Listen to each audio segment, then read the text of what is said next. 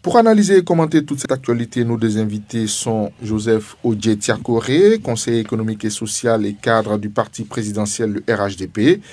Et en face de lui, Paul Arnaud-Bowie, vice-président exécutif du PPACI, chargé de la sécurité sociale. Messieurs, bonjour. Bonjour. Bonjour. Et merci d'avoir répondu à notre invitation. Cette rétrospective de l'actualité s'ouvre tout d'abord avec le dialogue politique. Une rumeur faisait état de ce que les travaux de la 5e phase de ce dialogue seraient suspendus pour discorde sur le chronogramme. Allégation pas du tout vérifiée car beaucoup de chapelles politiques déclarent n'avoir pas connaissance d'une quelconque discorde ou d'une quelconque suspension du dialogue politique. Alors, messieurs, vos deux partis, le RHDP et le PPACI, participent tous les deux à ce 5e round du dialogue politique. N'avez-vous pas l'impression que ce dialogue a du mal à prendre son envol? On a du mal à rentrer dans le fond des sujets sur la table de discussion? Paul Arnaud-Bowie. Écoutez, notre parti, le PPACI, depuis longtemps, a mis à la disposition, n'est-ce pas, du gouvernement les différents points qui nous concernent, notamment la question donc de la réconciliation, la question de l'apaisement de l'environnement politique, aussi la libération des prisonniers politiques et militaires.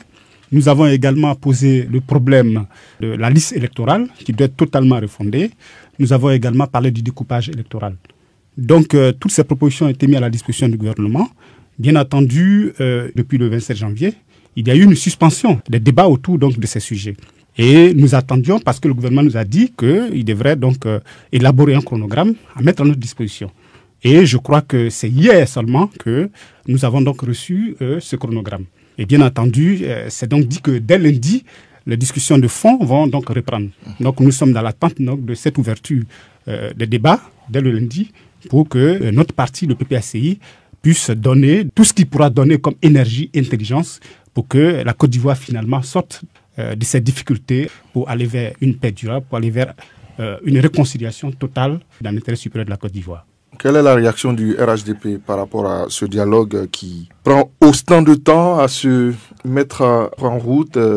Oui, le dialogue qui a lieu aujourd'hui a été mis en place de la volonté du chef de l'État, qui a pour souci majeur de faire en sorte que, au-delà de la question de la gouvernance habituelle dans un pays, il y ait des mécanismes de dialogue, de discussion. Ici, le format est beaucoup plus, on peut dire, solennel, en ce sens où c'est des rencontres à plusieurs niveaux, puisqu'il y a les partis politiques, ensuite il y a la société civile qui est impliquée dans ces dialogues-là. C'est donc une discussion ordinaire, mais sur des sujets sérieux. Depuis hier, c'est-à-dire le 10 février 2022, le chronogramme a été transmis aux différents partis politiques et aux organisations de la société civile. Ce qui veut donc dire que le gouvernement est dans son rôle, celui de faire en sorte que le dialogue social, le dialogue politique en Côte d'Ivoire soit réel et qu'au-delà de tout, les plus grands bénéficiaires soient les populations ivoiriennes et les populations frères qui sont parmi nous. Paul Arnaud-Bowie, alors vous avez reçu le chronogramme. Est-ce que vous êtes satisfait de ce que vous avez reçu? Est-ce que vous pensez que les points clés sur lesquels vous souhaitez discuter se retrouvent dans ce chronogramme? Bien entendu, les points essentiels se retrouvent dans ce programme. Mais le plus important, ce n'est pas cela. Le plus important, c'est le débat de fond. Et nous pensons que de ce point de vue-là, il faut de la sincérité de part et d'autre. En tout cas, nous, au PPACI, nous avons été largement instruits par le président Laurent Gbagbo, président de notre parti, à l'effet donc de poser les problèmes réels, d'en débattre franchement et de regarder l'intérêt supérieur de la nation, de ne pas faire du faux-fiant. Il faut que nous soyons sincères, n'est-ce pas, dans l'argumentation et dans ce que nous voulons obtenir comme résultat. C'est à cela, justement, que nous voulons également inviter toutes les parties prenantes, mais particulièrement le gouvernement RHDP, de jouer pour cette fois-ci, n'est-ce pas, la carte de la vérité, la carte de la réconciliation, la carte de l'ouverture politique, la carte de l'ouverture démocratique, et cela dans l'intérêt supérieur de la Côte d'Ivoire. Parce que ce n'est pas la première discussion autour des questions qui concernent la nation. Nous sommes au 5e. Mais si nous en sommes au 5e, ça veut dire que la première discussion, la deuxième discussion, la troisième discussion, la 4e et aujourd'hui la 5e, on espère que ça va donner. Mais pour dire que les précédentes n'ont pas donné de résultats. Et pourquoi? Parce que le pouvoir RHDP n'a jamais joué de franchise, n'a jamais joué de réalisme, n'a jamais tenu compte, bien entendu, de l'intérêt supérieur de la Côte d'Ivoire, mais il a toujours fait des calculs politiques. Nous l'invitons cette fois-ci à aller directement dans le fond des sujets et d'aller à la vérité, à la sincérité, pour que ce soit la Côte d'Ivoire qui gagne. Odier Thiakoré? Oui, moi je suis un peu amusé parce que quand on est à la 5e étape d'un dialogue politique qui est un processus, c'est dans un souci qui est clair. D'abord, apaiser le climat politique. De deux, raffermir notre démocratie. Et donc, si on est bien d'accord que c'est un processus et que ce processus-là, il est important, parce que s'il n'était pas aussi sérieux, on ne serait même pas à la 5e étape dont on parle. Si on est passé de la première à la seconde, de la seconde à la troisième, la quatrième, et que nous sommes à la 5e étape, c'est qu'il y a eu des débats sérieux. Ce que je note, c'est que mon frère ici ne met pas en cause la bonne volonté du gouvernement. Tout à l'heure, il y a des thèmes qui ont été utilisés. On a parlé de prisonniers politiques, on a dit un certain nombre de choses. Mais tout ça, il y a des mots sur lesquels on n'est pas d'accord, par exemple. Je prends l'exemple des élections présidentielles qui ont eu lieu. Des gens qui ont été surpris en train de brûler des maisons ou bien d'attaquer des gens. C'est ça, quand on les arrête, on ne viendra pas les brandir comme étant des prisonniers politiques. Je veux donc dire qu'il y a des sujets sur lesquels il y aura débat. Il y aura débat. Un militaire qui a été arrêté, alors que ce pourquoi il a prêté serment. Parce que nous, en tant qu'Ivoiriens, si vous attaquez à nous, c'est des questions des droits de l'homme. C'est des violations de votre serment devant la nation ivoirienne. Donc, qu'un parti politique vienne défendre que des militaires soient libérés, ou bien ce sont des militaires militants. S'ils sont militants, à ce moment-là, ils n'ont rien à faire dans l'appareil militaire. Parce que nous voulons que ce soit des républicains. Et à ce moment-là, quand on est républicain, on fait beaucoup attention à ce qu'on fait. On est attentif et c'est dans le cadre de la République que les préoccupations sont posées. Mais quand c'est un parti politique qui vient défendre des militaires, il y a à penser que ce sont les militants à l'intérieur de l'appareil sécuritaire, donc ils sont en train de défendre. Il faut recentrer un peu toutes ces choses-là, poser de façon sereine le débat de notre démocratie, parce qu'en réalité, tout tourne autour de ça. Renforcer, nous, notre démocratie. Voici la préoccupation du président de la République. Et nous, ce que nous retenons, c'est que les éléments positifs vont sortir de ces débats-là, qui vont asseoir définitivement une démocratie telle que dans toute l'Afrique, la Côte d'Ivoire sera vraiment le pays le plus envié, parce qu'au-delà de l'esprit des tests, il y a aussi l'esprit des lois et que, véritablement, ce soit le fruit de la concertation commune. Alors, le dialogue politique s'est retrouvé jeudi dernier à l'Assemblée nationale. Les députés ont semblé particulièrement divisés sur la loi organique déterminant l'organisation et le fonctionnement du Conseil constitutionnel. Alors, l'opposition estime que le sujet est déjà au menu du dialogue politique et qu'il n'était pas opportun de légiférer en ce moment-là là-dessus. Qu'est-ce que vous en pensez, Odier Thiakoré? Oui, mais moi... Et puis après, vous aurez la parole, monsieur. En fait, je pense quand même qu'on n'arrête pas le fonctionnement des institutions d'une république à cause des débats à l'Assemblée. Les débats à l'Assemblée sont des débats institutionnels. Ces débats ont le devoir de continuer jusqu'à la mise en place des institutions ou bien du renforcement d'un certain nombre de choses. Les dialogues tels qu'ils sont en train d'être menés, je l'ai dit, c'est des processus. Ça peut aboutir, dans le cadre de ces dialogues-là, ça peut aboutir à des changements institutionnels qui peuvent faire avancer les choses, etc., etc. Et quand on a abouti à des résultats, à des conclusions acceptées par tous, je dis acceptées par tous, en ce moment-là, la nécessité de changement intervient sur le plan institutionnel.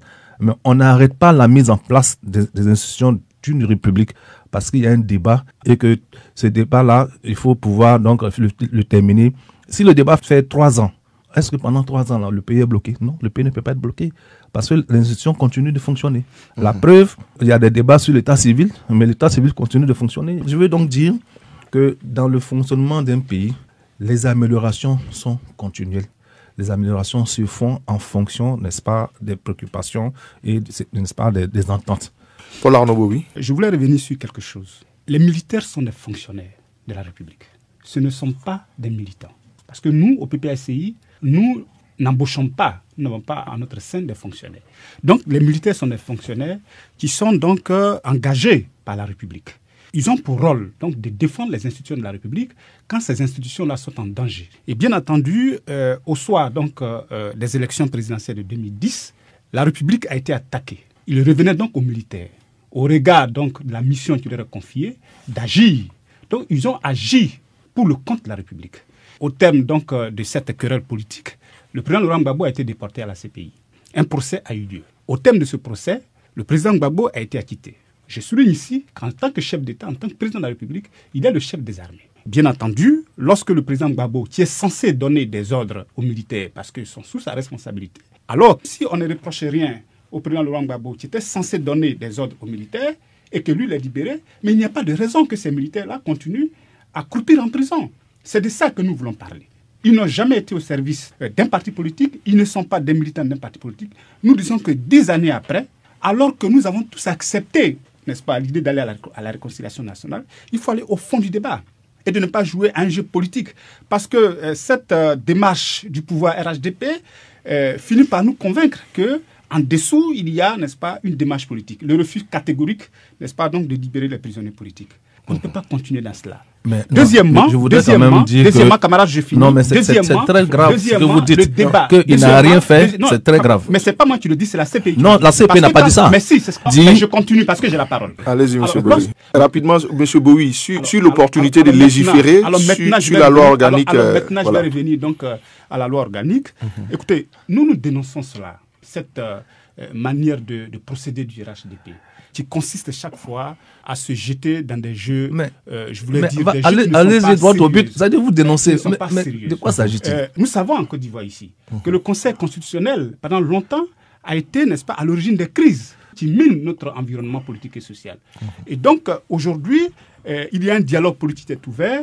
La question donc de la réforme des institutions, notamment la CEI et le Conseil constitutionnel, n'est-ce pas, est sur la table des discussions à la primature, qu'à l'Assemblée nationale, les députés du RHDP se lèvent et ils apportent des modifications qui, finalement, frisent avec la démagogie, avec des insinuations. Et ça, nous ne pouvons pas l'accepter. C'est en cela que je salue donc la déclaration, n'est-ce pas, du PPACI et du PDCI-RDA qui disent non à une telle démarche. Parce que lorsqu'on vient aller à la réconciliation, il y a bien sûr, n'est-ce pas, des sacrifices qu'on fait. M. Tiakoré. Oui, moi, je suis surpris de ce que le PPACI, qui est constitué des anciens responsables du FPI, n'ait tiré aucune leçon de leur passage au pouvoir. Vous dites que la CPI ne reproche rien au président Gbagbo. Ce n'est pas vrai. Il faut voir le contexte dans lequel le président Gbagbo se retrouve à la CPI. On ne va pas revenir là-dessus, je suis en train de dire que la conséquence de la libération du président Laurent Gbagbo est le fait que la CPI ne lui reproche rien. Si vous m'écoutez, vous allez voir de quoi je parle. C'est dont il est question. Vous dites que M. Gbagbo n'a rien fait. Il y a eu 3000 morts dans cette affaire. Ces 3000 morts ne se sont pas suicidés. Monsieur, s'il vous plaît, donnons un peu de qualité à notre débat parce que là, on part dans tous les sens et je ne pense pas que nos auditeurs puissent apprécier le niveau du débat qui est en train d'être mené en ce moment. Je suis parfaitement d'accord avec vous. Monsieur Bowie, on va juste laisser Monsieur Tiakoré terminer, mais je voudrais vraiment que vous reveniez sur la question de ce qui se passe aujourd'hui à l'Assemblée nationale. Est-ce qu'il était opportun de légiférer sur le fonctionnement et l'organisation du Conseil constitutionnel au moment où la question est sur la table de discussion du dialogue politique? 1000 fois oui.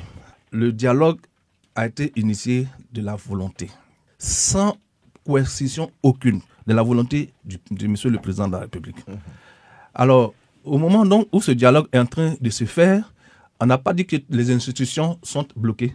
On n'a pas dit qu'il y a une crise dans ce pays de telle sorte qu'il faut résoudre cette crise-là avant que quoi que ce soit ne se mette en place. Par exemple, si le président doit faire un remaniement, non, comme il y a un dialogue politique, il faut attendre que ce dialogue politique finisse. C'est dans ça que M. Bowie et le PPAC veulent nous entraîner. Les institutions de la République fonctionnent. L'Assemblée nationale fonctionne. Les débats ont lieu. Et ça veut dire quoi? Ça veut dire que quand les institutions fonctionnent, il n'y a pas de raison que parce qu'il y a un dialogue politique qui a lieu, qu'il faille attendre la fin ou bien les conclusions de ce dialogue-là pour faire avancer les propositions qui sont en train d'être faites. Donc, je voudrais vraiment rassurer et dire que la Côte d'Ivoire n'est pas arrêtée. C'est une crise de confiance, en fait, entre le pouvoir et l'opposition. Mais la crise de confiance, elle existe. Ce n'est pas une crise de confiance. C'est une difficulté. J'ai la parole. Oui, c'est une crise de confiance dans la mesure... Il a posé la question à nous deux, monsieur. Oui, dans la mesure... Je ne sais pas pourquoi... Dans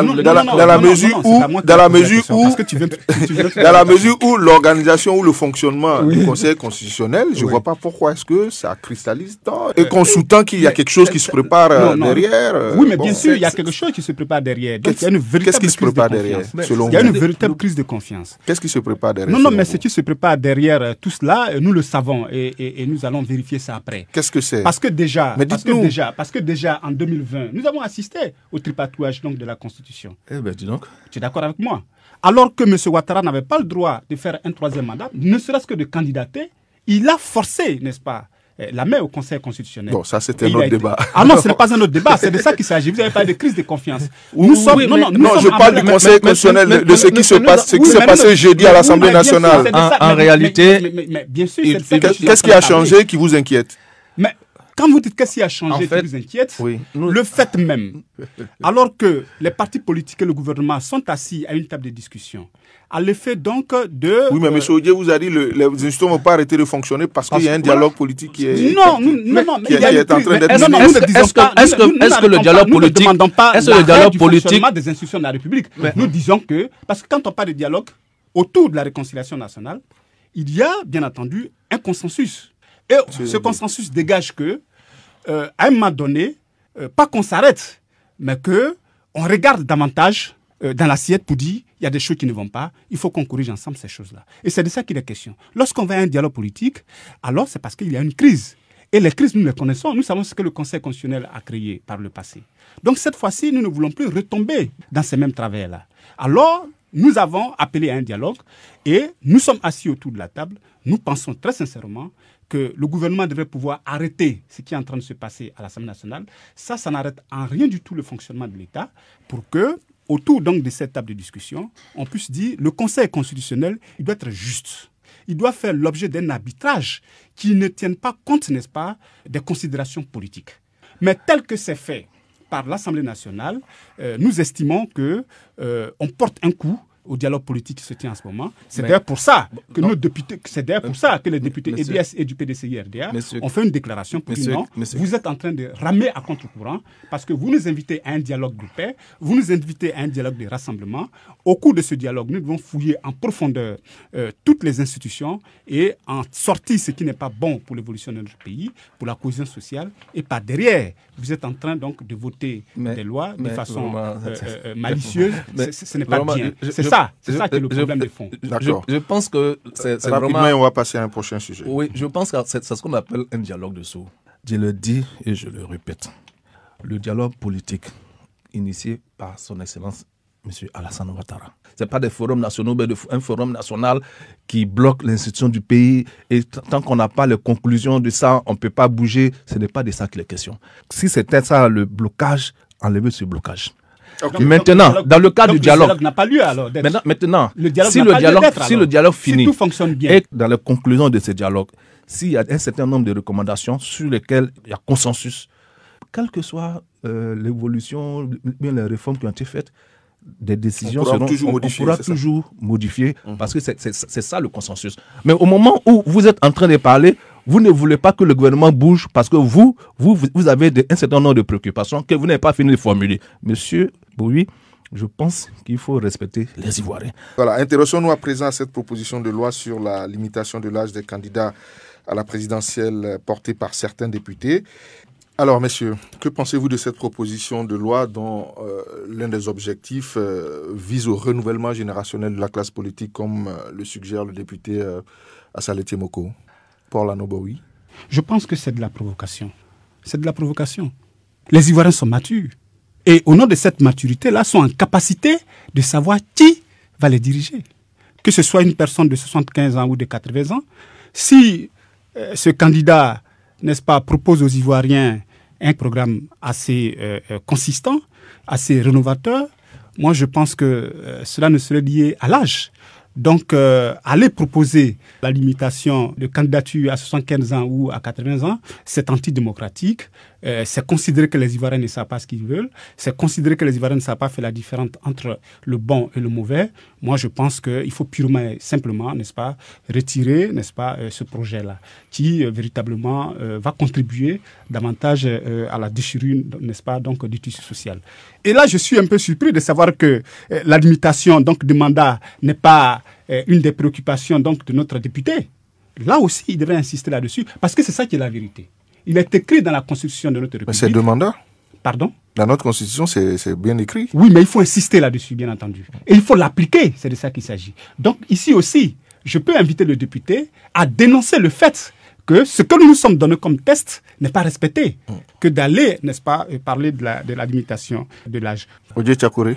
Oui, votre serviteur a une position contrastée. Premièrement, parce que j'ai fait partie de ceux qui ont lutté, en tout cas, j'étais porteur du vote des jeunes à 18 ans. Avec les jeunesses des partis, nous nous sommes battus pour le vote des jeunes à 18 ans. Donc, je pourrais ne pas avoir de problème pour qu'on parle de limitation de l'âge à 75 ans. Mais en même temps, je suis un libéral. Et c'est de ce côté-là que je rejoins mon frère Boui pour poser la question des enjeux véritables. Est-ce que quelqu'un qui a plus de 75 ans est inapte à diriger un pays? Voilà la question. La seule chose sur laquelle il faut inciter, c'est la capacité intellectuelle et psychologique des candidats à diriger notre pays. Parce que l'âge, aujourd'hui, le président américain a dépassé les 75 ans. Personne ne remet en cause son âge. Pourquoi est-ce qu'en Côte d'Ivoire, ça gêne les gens? La vraie question est plutôt celle de nos valeurs. Quels que soient les tests que nous allons nous donner, si nous n'avons pas la capacité de les appliquer, si nous n'avons pas le respect de nos tests, nous avons un certain nombre de difficultés. Mais contrairement à mon frère du PPACI, j'ai fait une autre lecture des choses. Parce que ici en Côte d'Ivoire, au moment où je vous parle, nos tests sont appliqués. Dans nos tests, on parle de deuxième mandat, mais en même temps, dans nos tests, il a été dit que quand on part à une autre république, il y a un certain nombre de mécanismes qui s'enclenchent. Ce qui justifie qu'aujourd'hui, que notre candidat ait pu se présenter et se faire élire. Alors donc, les interprétations qui peuvent être faites, ça veut donc dire que quel que soit le test que vous allez prendre, il peut toujours avoir des portes ouvertes auxquelles vous n'avez pas fait attention. C'est de ça qu'il est question. Sinon, il ne faut pas remettre en cause l'application qui est faite ou alors les répercussions, les changements des tests. Dès l'instant où vous prenez un certain nombre de dispositions, soyez sûr que la loi permettra à certaines personnes de contourner, surtout si c'est légal. Alors, moi, je vais me faire le porte-voix du député Assalé Timoko, qui estime que la Côte d'Ivoire ne peut pas être peuplée à 70-75% de jeunes de moins de 35 ans et se voir dirigée par des gens qui ont plus de 75 ans, 80 ans. Ça, c'est la première des choses. La deuxième des choses qu'il avance, depuis 30 ans, le paysage politique est pratiquement cristallisé par 3 leaders que sont Ouattara, Bédié et Gbagbo, depuis 30 ans. Vous qui êtes jeune, quand j'entends vos arguments, je ne vous sens même pas poussé dans le sens d'un renouvellement générationnel de la classe politique, mais j'ai l'impression que vous vous accommodiez du fait que, bon, oui, vous êtes prêt encore à attendre 5 ans, 10 ans, 20 ans, mais... Non. Moi, je pense que c'est un mauvais procès qui est fait à la classe politique en Côte d'Ivoire. Premièrement... Vous n'êtes pas ambitieux? Non, j'en viens justement. Premièrement, le président Alassane Ouattara l'a dit et il a mis en application. Malheureusement, le sort en a décidé autrement. Il a dit que lui, il passait son tour, malgré qu'il pouvait se présenter. Et malheureusement, il y a eu le décès du candidat. Il y a eu le décès de notre candidat. On vous a reproché aussi le fait de ne pas avoir choisi quelqu'un d'autre autre que mais le président une Ouattara. élection présidentielle, c'est quelque chose de trop sérieux. Je crois que vous avez répondu à ma préoccupation. Voilà. Il n'y a pas... Il y a paix à son âme, non, le Premier ministre attention. Amadou, paix à son âme, le Premier ministre Ahmed Bakayoko. Non, on prépare. Il en a suffisamment au RHDP. Oui, mais y compris mon ami Joseph Tiakoré. Oui, je suis prêt à diriger. Voilà, il aurait pu être choisi. Mais je veux dire que une élection présidentielle, et c'est là que je fais aussi la critique, même au niveau de l'Afrique. Beaucoup se sont présentés. Beaucoup n'ont pas été à la hauteur quand ils ont été élus, parce qu'ils n'étaient pas suffisamment préparés. Et donc, la question de l'ambition personnelle, elle n'est pas suffisante pour dire que parce que quelqu'un serait jeune, il aurait plus de capacité à diriger un pays. Aujourd'hui, les échecs que nous constatons autour de nous, que ce soit au Mali, que ce soit au Burkina, que ce soit, on peut même dire en Guinée, ces échecs viennent de quoi? De ce que les élites qui sont là n'ont pas forcément été à la hauteur de la mission qui est la leur. Donc imaginez que quelqu'un qui a une certaine expérience politique échoue, à plus forte raison un jeune qui n'aurait même pas été préparé. Donc pour nous, ce n'est pas tant la question de l'âge, mais c'est de la préparation véritable des élites. Mais durant 30 ans, tous ces jeunes qui sont derrière ces leaders charismatiques, je pense qu'ils ont eu le temps d'apprendre. Oui, mais à moins de prendre une Kalachnikov et d'éliminer, comment on appelle ça, la génération qui est là. Tu me rejoins. Mais je termine pour dire que ce qui nous paraît essentiel, c'est la question des valeurs. Si nous avons des valeurs dans notre société, tout à l'heure mon frère Boyi a parlé par exemple de la question du Conseil constitutionnel. Nous aussi à un moment donné, on a dit le Conseil constitutionnel, quand vous étiez là, n'était pas non plus sain. Ce qui veut donc dire quoi? Ce n'est pas l'institution, c'est les personnes qui les incarnent à la limite. Ça veut donc dire que le débat de la construction d'une société démocratique s'impose en Afrique et particulièrement dans notre pays. Monsieur Boui, ces jeunes qui incarnent des valeurs, si on leur fait de l'ombre, est-ce qu'ils pourront se mettre en avant? Non, mais je voulais déjà partir de l'analyse faite par le député quand il parle donc de ce qu'aujourd'hui la population ivoirienne, dans sa grande majorité, n'est-ce pas, est composée des gens de moins de 35 ans, 75%. Et que depuis 30 ans, d'ailleurs, c'est les mêmes 3 dinosaures qui sont aux commandes. Non, pour moi, c'est une analyse qui n'est pas du tout crédible, hein, ça, il faut le dire. De ce point de vue, mon frère Odji et moi, nous nous rejoignons. Voilà, il y a que, avant de chercher à accéder à ce niveau de responsabilité, il faut avoir une formation solide, une formation qui prennent en compte toutes les dimensions, donc les valeurs africaines, mais les valeurs tout simplement de probité, de formation au plan intellectuel, au plan politique, au plan de la gestion, n'est-ce pas, de la chose publique. Et ça, c'est un processus. On n'y arrive pas tout de suite parce que de 25 ans, on a 35 ans. Non, pas du tout. Il faut se former et je pense que c'est à cela, n'est-ce pas, que s'attelle, nous, au PPACI, le président Laurent Gbagbo. Et quand le moment viendra de passer les charges, ils le feront dans un environnement apaisé à l'intérieur de notre parti. Si je vous comprends bien, cette proposition de loi n'a aucune chance de prospérer. Écoutez, moi, je dis que nous, au PPACI, nous considérons qu'au nom de la démocratie, au nom de la liberté, n'est-ce pas, du peuple à désigner librement ses dirigeants, il faut alors laisser les choses courir et que d'ailleurs, une constitution, ce n'est pas une page de cahier qu'il faut tourner à tout moment. Voilà, donc on ne va pas à chaque fois tripatouiller la constitution parce qu'il y a des jeunes gens qui veulent donc accéder au pouvoir ou qui veulent alors prendre des responsabilités. D'ailleurs, ces jeunes-là, eux-mêmes, ont besoin donc d'exprimer le besoin et pour ma part, si nous continuons donc d'apporter notre soutien à nos leaders, cela veut tout simplement dire que nous savons qu'on a encore besoin de leur éclairage pour que, au moment où les choses, n'est-ce pas, vont nous être remises, nous soyons en capacité de travailler et d'amener nos concitoyens au bien vivre, à la paix et au bien-être social. Alors, messieurs, la situation sécuritaire aussi bien dans le Sahel que dans le nord de la Côte d'Ivoire incite-t-elle au renforcement de la coopération militaire entre la France et la Côte d'Ivoire? M. Boui. Écoutez, la question de la sécurité en Côte d'Ivoire, elle est préoccupante. Et nous pensons que la responsabilité de la sécurité donc, des Ivoiriens revient au gouvernement.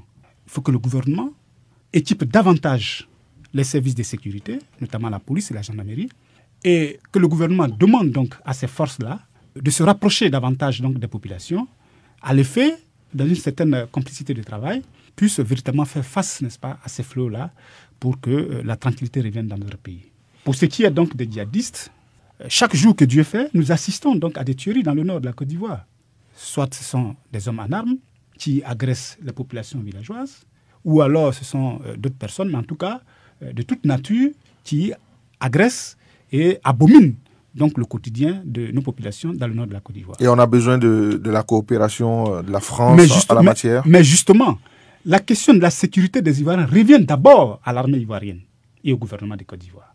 Et c'est pour cela que nous demandons au gouvernement de prendre toutes les dispositions et d'encadrer le territoire national en donnant à nos militaires, à nos policiers, à nos gendarmes une puissance de feu qui puisse leur permettre donc de lutter efficacement contre cette insécurité-là, contre la présence des djihadistes.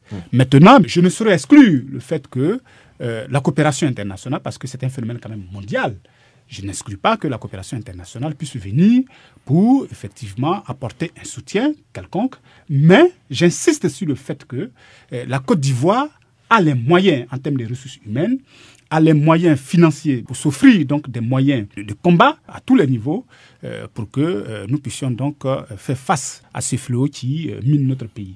Il faut d'abord que la Côte d'Ivoire compte sur elle-même avant donc, n'est-ce pas, d'appeler à l'aide extérieure. Ce que, bien entendu, nous ne condamnons pas. Monsieur Odji Tchakouré, sur le renforcement de la coopération militaire entre la France et la Côte d'Ivoire pour lutter contre le terrorisme. Oui, je pense que c'est une excellente chose. D'abord parce que c'est un palier qu'il faut franchir qu'il faut accélérer. Ce n'est jamais de trop que des pays partenaires avec qui il y a des liens séculaires puissent nous apporter leur contribution. Et c'est à cela que je rejoins le frère Bouy qui disait que la Côte d'Ivoire a les moyens de régler ces genres de problèmes-là, mais ça passe justement par certaines réformes qu'eux, ils refusent au niveau de l'Assemblée. Au niveau de l'Assemblée, on vient faire des réformes et qu'on nous dit non, comme il y a un débat dans le cadre du dialogue politique, arrêtez tout ce qui s'est fait au niveau de l'Assemblée. Alors, donc, c'est pour ça que je suis d'accord avec lui, que le gouvernement doit prendre ses responsabilités. Parce qu'en fait, au fur et à mesure qu'on avance, il y a de nouveaux défis. Et ces défis-là nécessitent que le gouvernement soit réactif.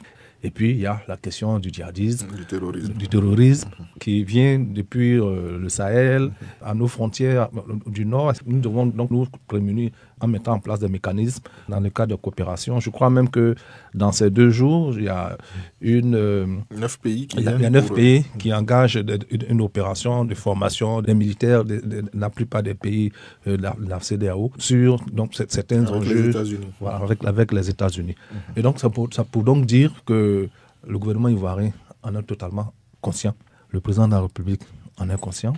Et tout le monde le sait, la Côte d'Ivoire, peut-être il y aura des escarmouches, mais notre pays est à l'abri de ces genres de choses. Voilà. Venons-en maintenant au lancement mercredi dernier par l'Inspection générale d'État de ses missions d'audit pour le compte de l'année 2022. Alors, l'inspecteur général d'État dénonçait à l'instant les fuites des résultats des audits dans la presse. Mais justement, est-ce qu'il ne faut pas les publier pour éviter ce genre de situation, M. Odier Tiakoré? Oui, mais en réalité, la question n'est pas celle de la publication. Est-ce que les rapports d'audit ont pour vocation d'être publiés? Ce sont des outils de bonne gouvernance, ce sont des outils d'aide à la décision. Et puis, on peut communiquer sur certains aspects, mais on n'a pas à communiquer sur des rapports d'audit.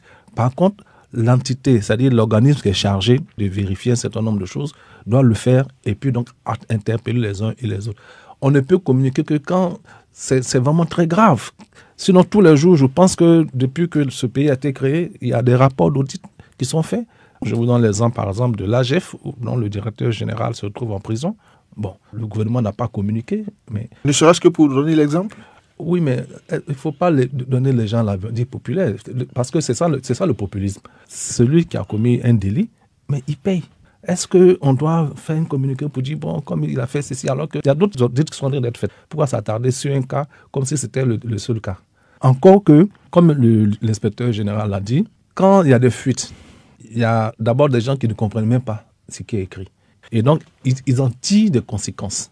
C'est-à-dire que les audits sont destinés à des personnes qui ont la capacité de comprendre. Et quand on a déjà géré, il y a des choses qu'on comprend mieux que quand on n'a pas géré. C'est pour cela que venir communiquer sur des audits... Pour vous, ce n'est pas opportun? Pour moi, ce n'est pas opportun. Monsieur Boui. Écoutez, dans ce cadre précis-là, la gestion, de façon générale, mais la gestion d'une entreprise comme ces entreprises d'État-là repose donc sur des principes. Les principes de l'organisation, de la planification, de la motivation et voire du contrôle. Donc le contrôle étant un instrument pour évaluer non seulement la performance, mais les défaillances également.